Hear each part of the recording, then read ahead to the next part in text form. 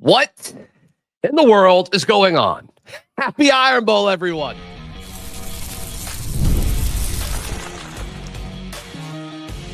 You are Locked On Auburn, your daily podcast on the Auburn Tigers. Part of the Locked On Podcast Network, your team every day. Yes, welcome on in to Locked On Auburn, your daily Auburn Tigers podcast. I'm your host, Zac Blackerby, and thank you so much for making Locked On Auburn your first listen every single day. Happy Iron Bowl to everyone. I'm not saying to all who celebrate. If you're here, you're celebrating Iron Bowl Saturday, and it's been crazy. It's been a crazy last 24 hours. Dropped the show yesterday thinking, man, Summerall's the clear-cut favorite, and I don't think that's the case anymore. I don't think that's the case in regards to several of the reports surfacing.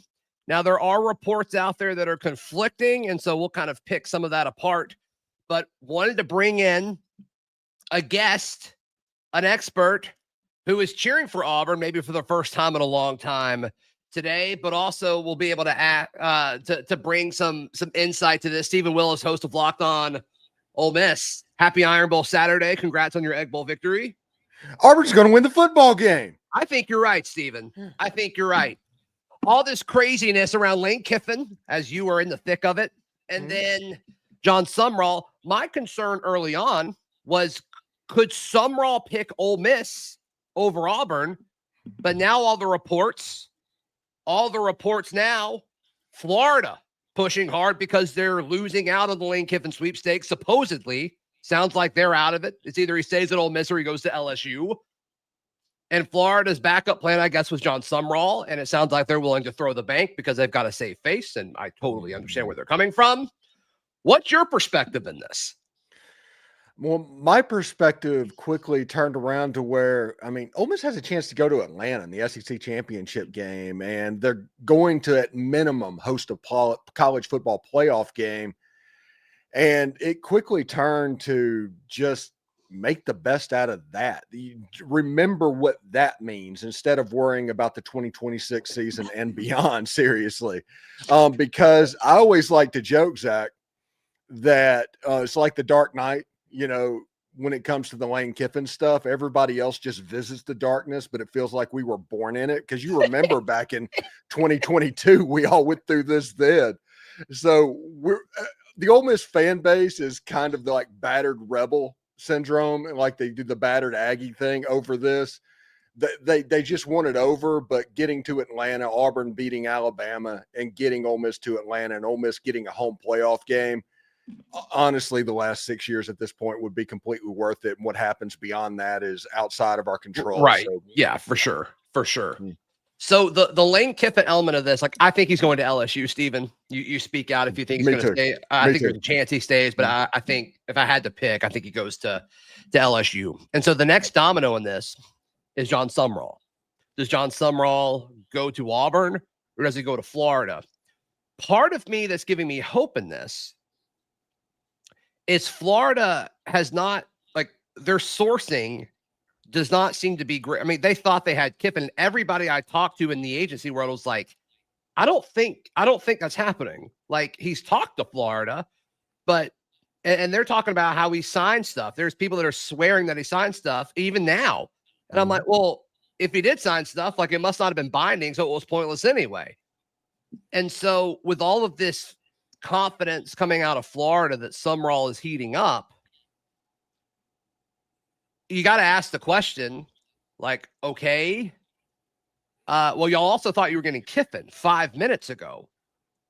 So I wonder kind of what the fallout of that could be. Yeah, and I've heard rumors that they're close to agreeing to terms on stuff like that. So we'll see over the next couple of days. I think Sumrall is supposed to announce something tomorrow. That's the rumor or something like that. Sunday's the thing, and that's kind of been John Cohen, like, since the presser, like the day after Hugh Freeze was fired. It was, hey, we understand we've got the Iron Bowl, and then we've got to have a coach by signing day, which I'm not as married to as I was at that point, but whatever. He's painted himself into a corner almost where it's like, okay, we've got to hire somebody quickly. And then there have been reports of an announcement that are supposed to happen on Sunday following the Iron Bowl.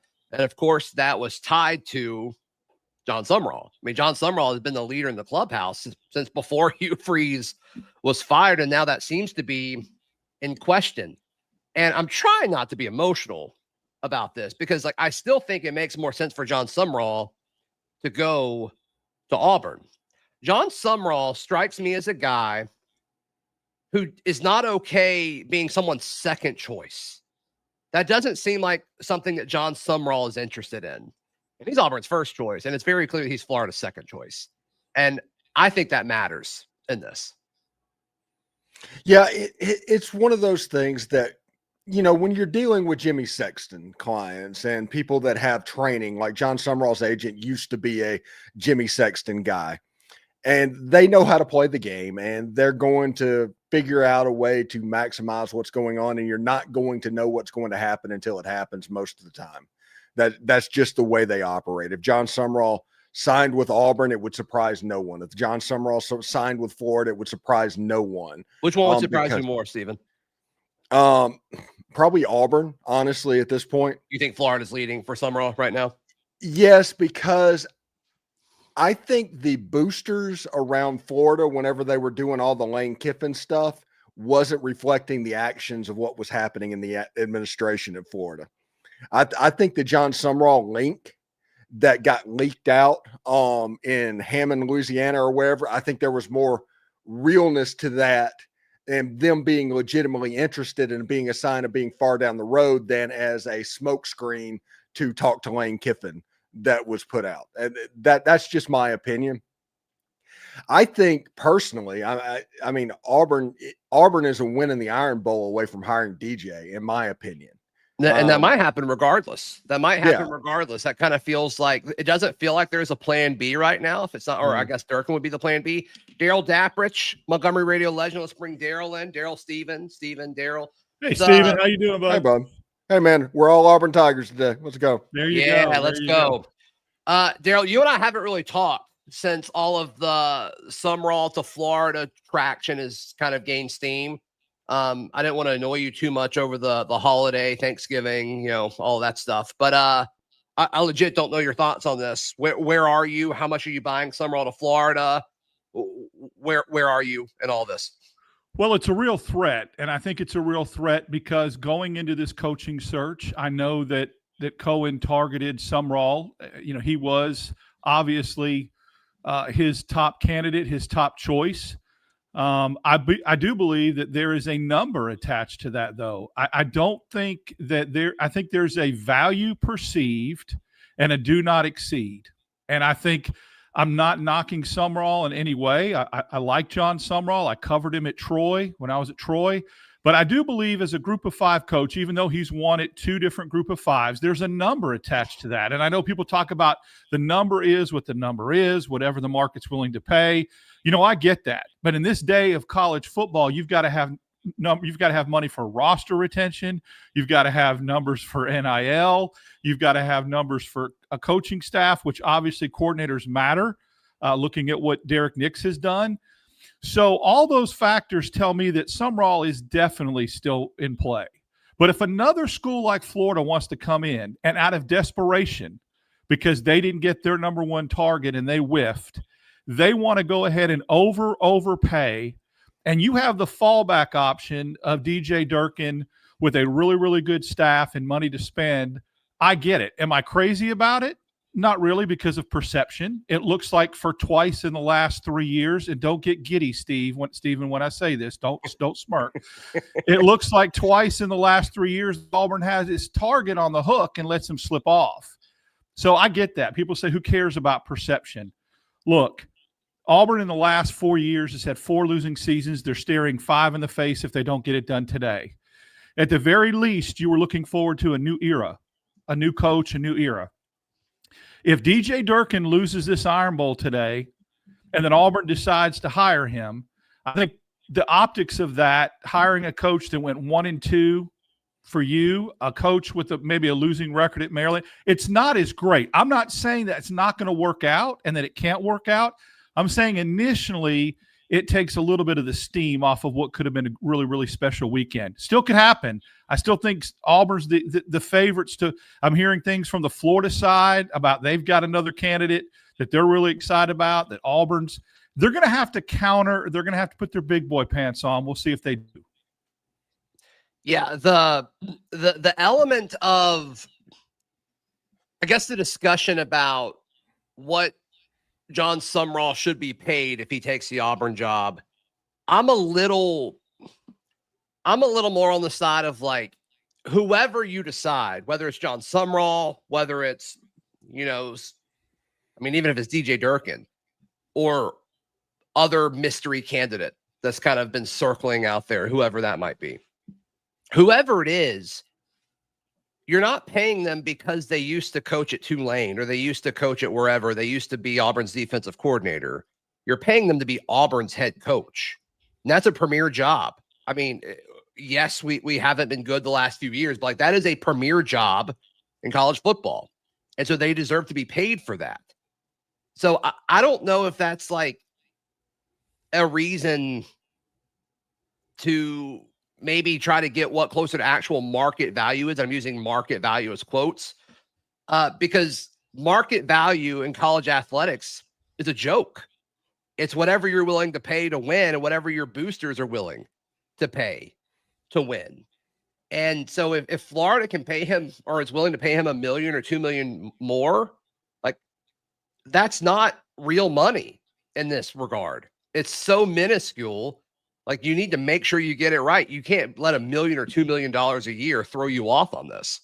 True, but there's unlike the overvaluation we've seen with some players, offensive linemen, for instance, for Auburn, where the market value says this is what it costs for a left tackle, and then that left tackle just doesn't pan out.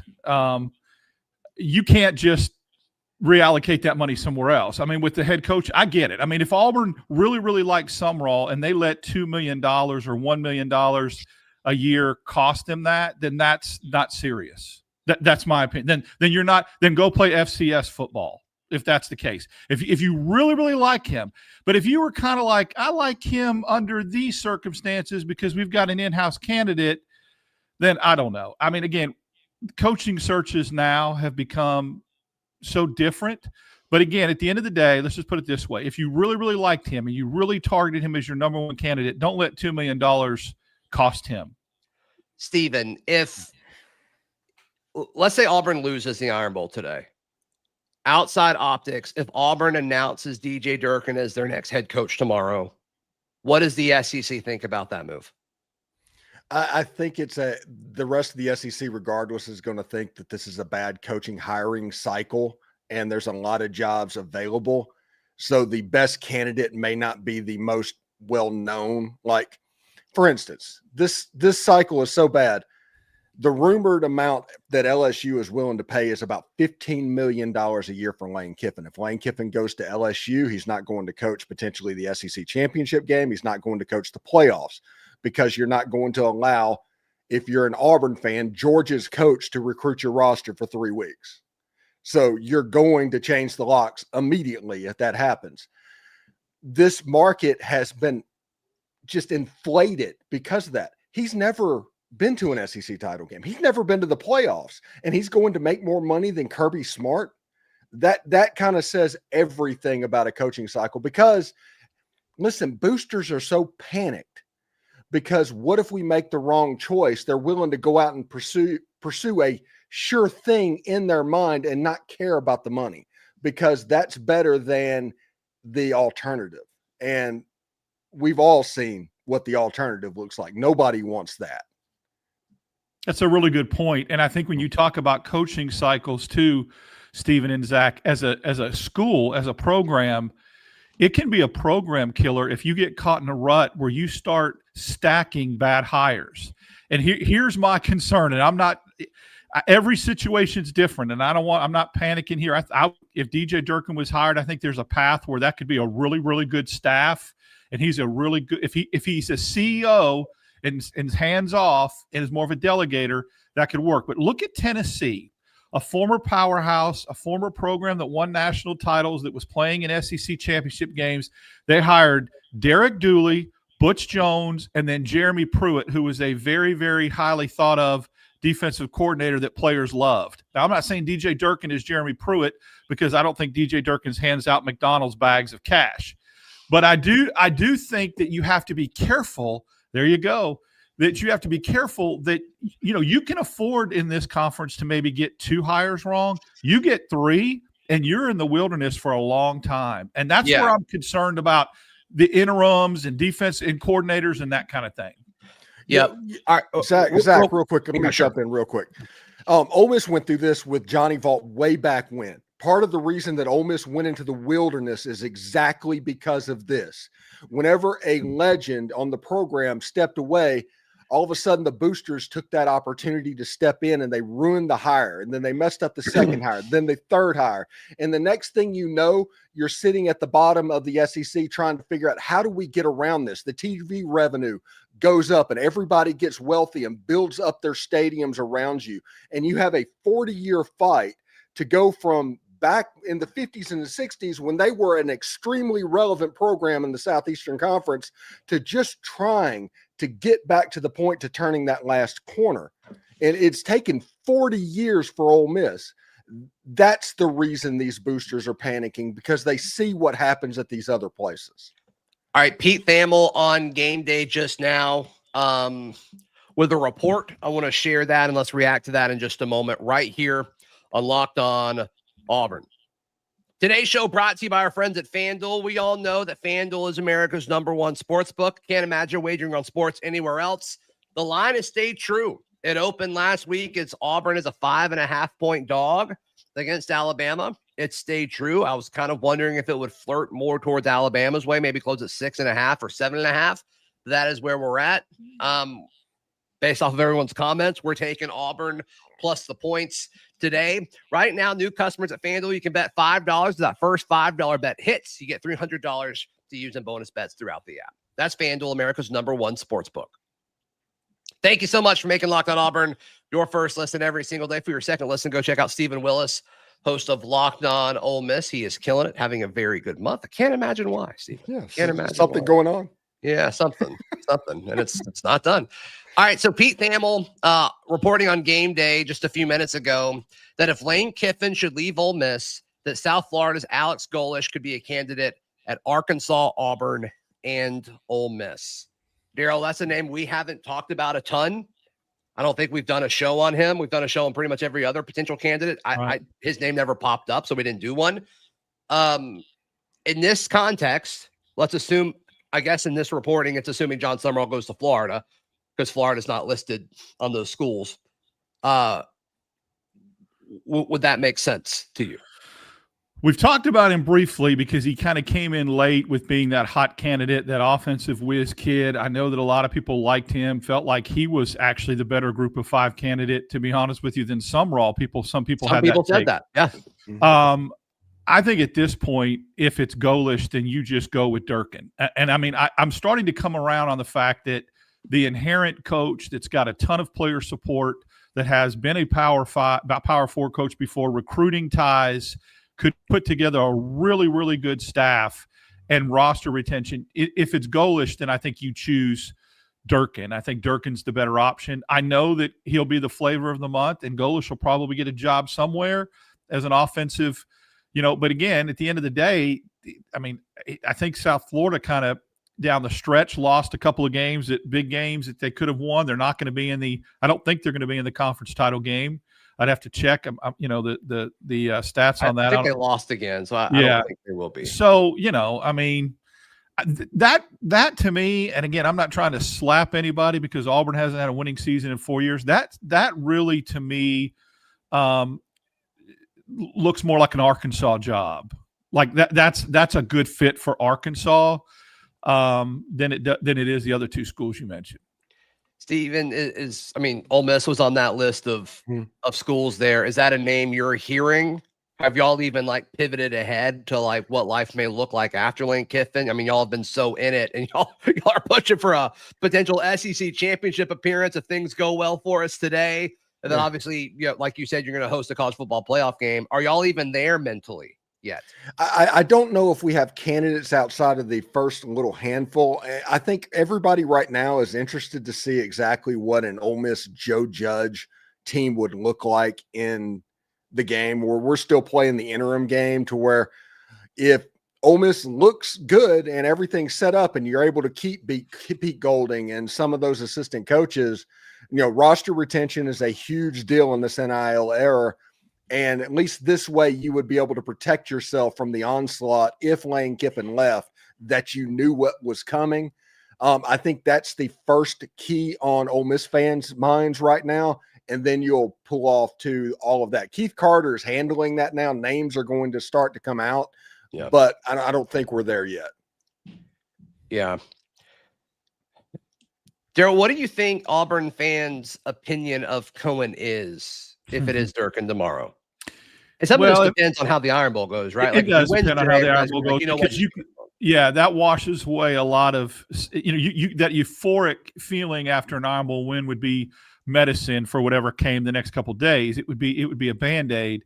At the end of the day, though, you don't make a decision based on, you got to look 3-4 years down the road. So the other thing too I want to say is if John Cohen, if Auburn wins the Iron Bowl and he hires Durkin because Auburn wins the Iron Bowl, that pisses me off too. I'm tired of that. There's more teams to beat in college football than Alabama. Don't base anything around that. It's a great win. You've accomplished some things by doing that, but that shouldn't be the be all and end all. If Cohen what if instead of Alabama it was just team that was headed to the college football playoff and you kept them out of the college football playoff? What if it's just team A? Any team, I think basing anything upon beating one team, even if it's your rival, is a dangerous precedent. I don't care who it is. I don't care if it's Georgia. I don't care. I mean, you've got to beat more than one team, and just because a particular coach, has a good record or had some success against a particular school in this era, it doesn't matter. I don't think. Okay, but the record does need to matter, right? Because if he loses to Alabama.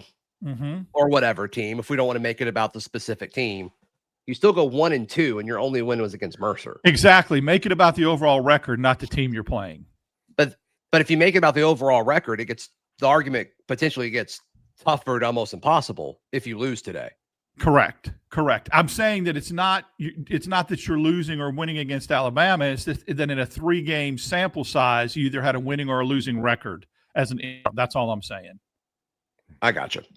So I gotcha. As far as naturally, interims aren't set up to succeed. They're not. Not. It's happened before, and other programs where they've reeled off 3 or 4 in a row, and then the interim coach gets some momentum and they get the job, that kind of thing. But it's not a very popular precedent.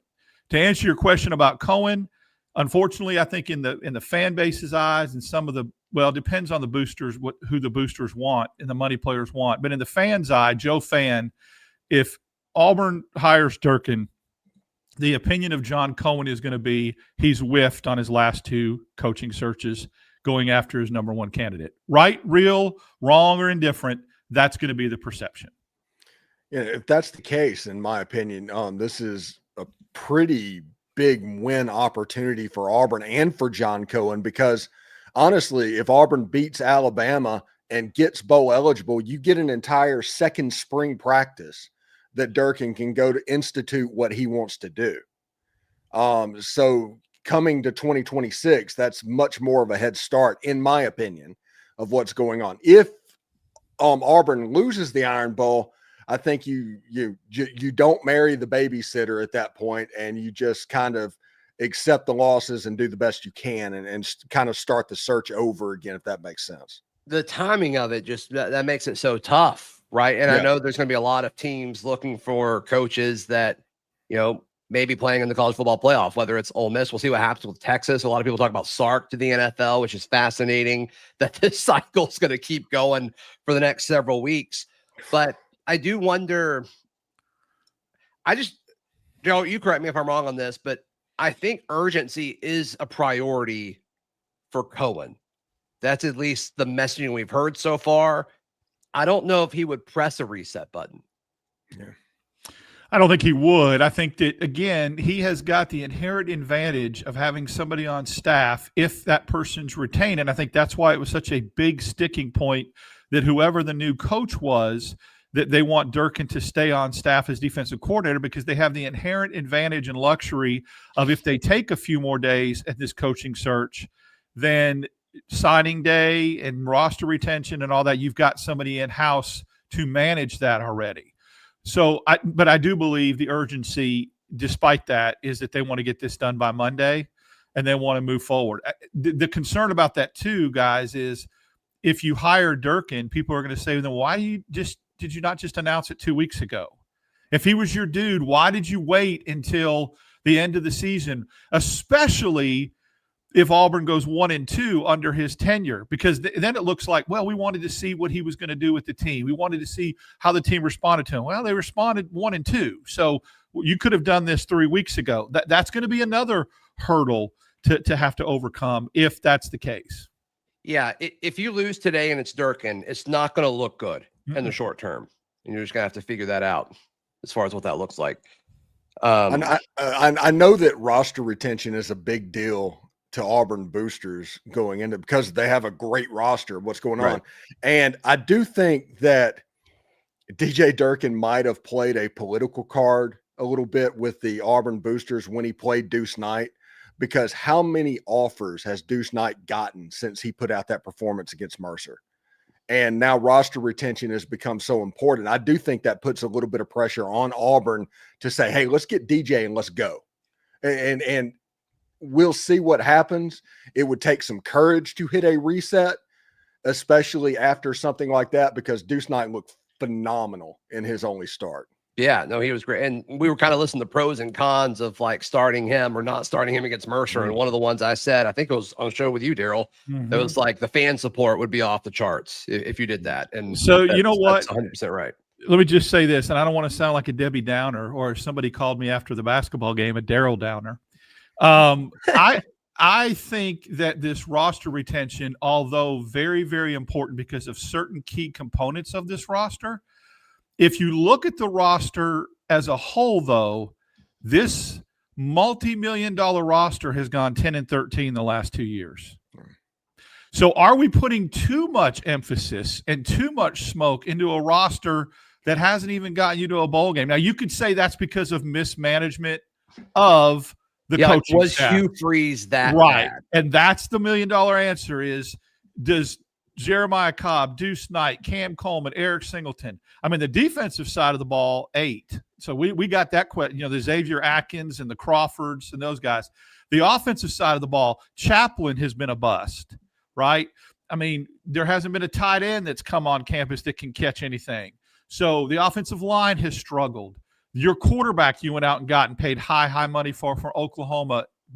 So when we look at this roster, let's be careful and say, I think, Zach, you made a really good point. There are some on this roster that you don't mind not retaining, that you say bye-bye and you move. I think that's more than most fans would like to admit. Exactly. And when and they some see of this that, is like, we don't panic. know exactly what Auburn's cap is. We don't know exactly what guys are getting paid. But like people you talk to, like you've got a pretty good idea.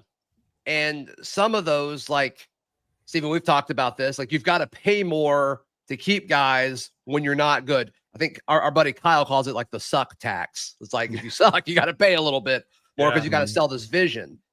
And I think there are guys that aren't playing that much that are making as much as starters elsewhere in the SEC. And like, you can't have that. That doesn't make sense. Yeah, it's a situation where, like, look at what's going on with Deuce Knight. He's comfortable right now. He's happy right now. He sees the writing on the wall while it's playing. So if Texas Tech decides that they want to go after Deuce Knight, for instance, just to name a team, it's going to cost them $500,000 to $1 million more even to make an offer that he would consider.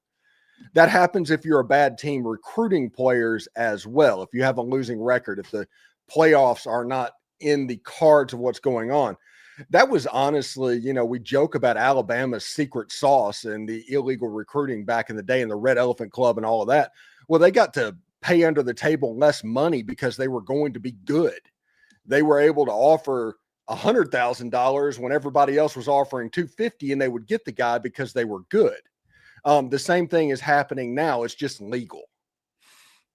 Yeah, that's a good point. You do overpay when you suck. I mean, that suck tax is a real thing, and you have to hit on a majority of those. And I guess what I'm saying is that on the offensive side of the ball, Auburn hasn't. So let's not base a lot of what we're saying as far as I know roster retention is important, but it's important with certain components of the roster, not all of it as a bird's eye view. Some you just need to now. The tricky part is, can you decipher who would have played better under a different coaching staff and who did Hugh Freeze ruin? That's the key. That's what comes down to evaluating talent and that kind of thing. That's the key. This guy might go off somewhere else and be really – I mean, we've seen some guys this year on the defense side of the ball, Harvey, Georgia Tech, Keontae Scott at Miami, flourish, and they didn't get it done at Auburn. That's concerning too, to be honest with you. Yeah, and there are guys, though, that we've gotten that weren't good other places, and they get here. I mean, sometimes a fresh start benefits everyone. I mean, Xavier Atkins, like, he couldn't find – he was like the fourth linebacker at LSU. He kept getting buried. They kept bringing guys in over him. And obviously he's been all SEC caliber this year. We had a few Auburn guys that couldn't play here. They went to Ole Miss, Stephen, that were really good. So, yeah. So, I mean, that's just part of it. That's just part of it. Like, so I'm going to look past that to some extent, but I just don't know the proper amount to put into like the importance of roster retention. Because, like, how many guys are on this roster where you can't find another one of them for around the same value in the portal? I think there's two. There's a handful. Maybe three if you want to count Deuce Knight. Yeah. I think Cam Coleman is one, which I feel pretty good about keeping him regardless. And Jay Crawford, I feel less good about keeping him. But, like, you can't get another Jay Crawford in the portal. Well, I don't think you can get another Xavier Atkins the way he's played. I think Xavier Atkins has played at a really, really high level. I don't know why he would leave, though. Right. Like, I don't think we're going to lose. Yeah, I got you. Yeah, I think Xavier Atkins, and perhaps, I mean, I get the whole, running back is kind of a position that grows on trees, but 1,000-yard backs don't fall off trees that often. I don't know why Jeremiah Cobb would leave, though. I'm not saying. I thought the question was just how many guys can you? Yeah. I think you need to have positions that you work to retain. And like Ole Miss in 2024 had a really talented football team. Trey Harris, Jackson Dart, Walter Nolan, all of those dudes. But last year's football team would lose by two touchdowns to this year's football team.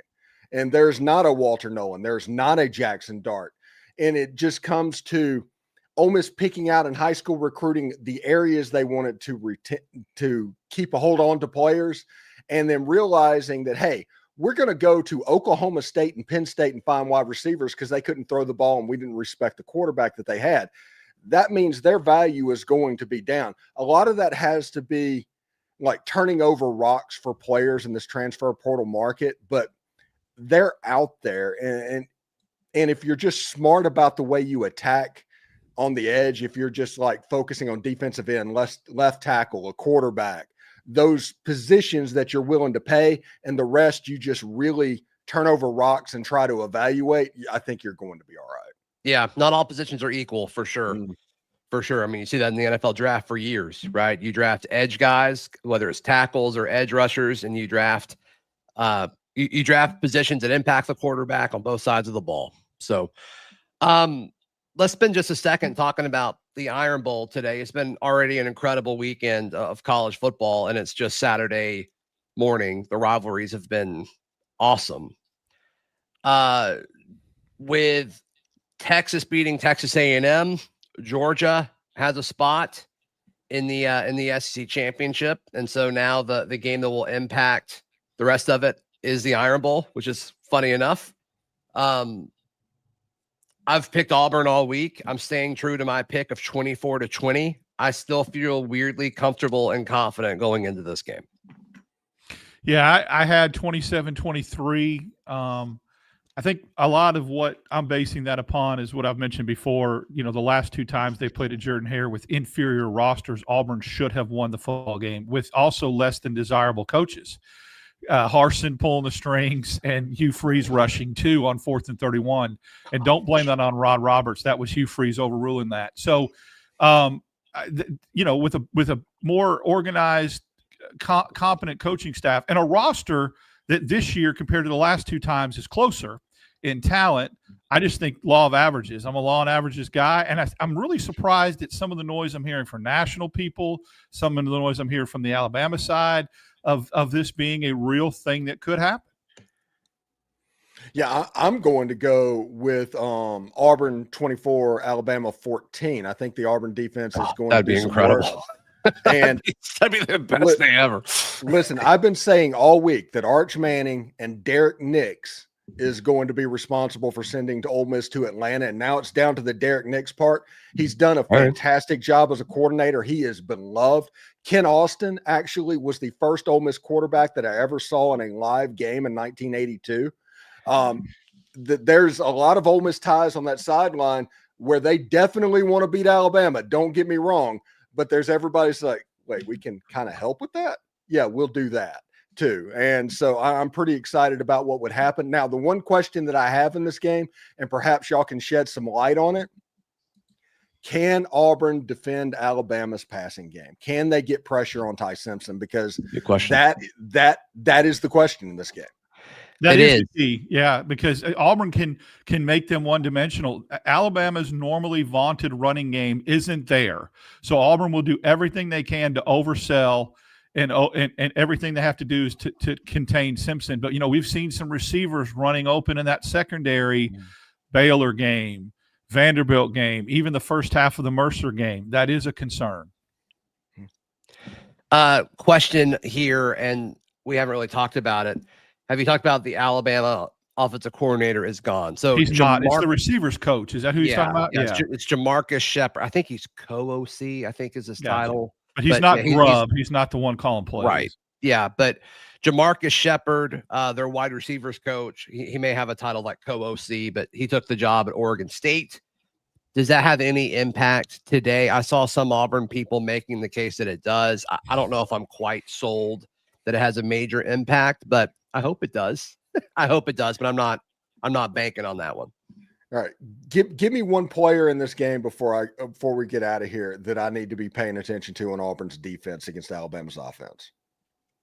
I mentioned him, the X-Man. Look at Xavier Atkins. If he's going to be spying Simpson, because Simpson can hurt you with his legs too, as far as not design quarterback runs, but escapability and extend plays, Xavier Atkins will be the one to keep an eye on.